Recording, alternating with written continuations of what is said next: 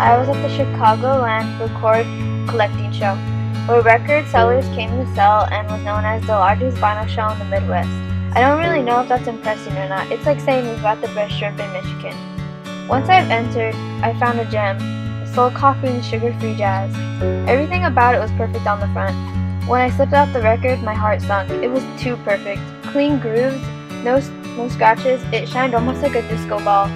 The guy that was running the table saw me and walked over. He wore a rush shirt, had long hair, like white department store Santas, and smelled like peppermint gum. Like this. Well, I'm looking one for a scratch. A specific scratch, actually. One on the molasses dove, but you know, no biggie, right? Do you want me to scratch it for you, or do you want to scratch it? Honestly, I don't care. I was kind of looking for one from 1998. Okay. He just stared at me blankly before drifting away. I looked at the sea of heads, all looking down as their thumbs flipped through records. Then I started to think, the records I'm trying to find. It's possible they're all in state, right? If not in city limits, a morning's drive away. I can go store to store, thrift shop or yard sales, and hope to bring back my collection. But what if my records did cross state lines? I've thought about it. The guys at the record shows weren't just local. They came from Michigan, Indiana, Missouri, Iowa, Wisconsin, and Colorado. Charlie cut me out of my daze as I saw him whiz past, almost puncturing himself on the head by a crate with sharp metal corners. No! Are you going to be much longer? Like a fox hunt for Charlie as we chased them all around the place. She was probably thinking that being a single parent was better than this. I wasn't planning on bringing him, but Kelly insisted we could have family time. Earlier, Kelly and I were talking about how we would put the records and such, and how we already had enough stuff in our tiny apartment. She kept saying how iCloud would save our music and it wouldn't take up space because it was online. I never really have been the one that was a technophile, all about tone correctness and stuff, but I know all about record players. No record player would crash on me. You wouldn't lose every piece of music you own. I like the hisses and scratches on a record or CD. Charlie, no! Elvis Colesto! Elvis Colesto!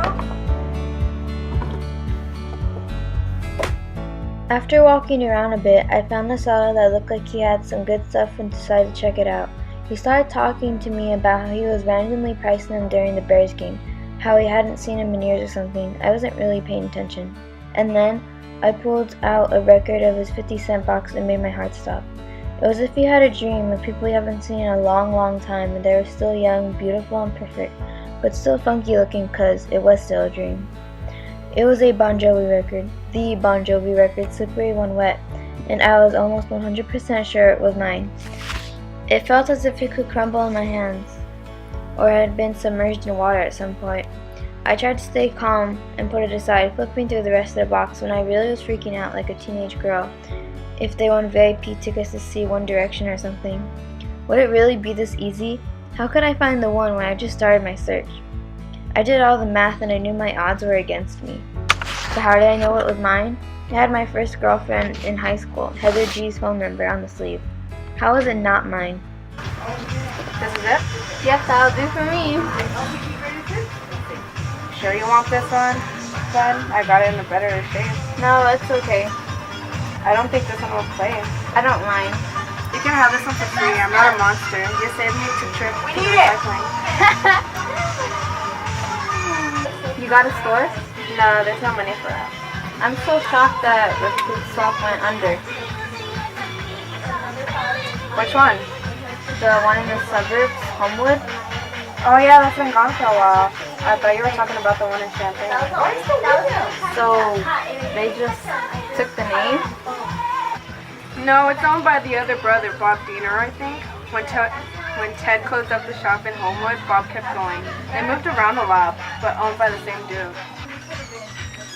Who brought a freaking kid?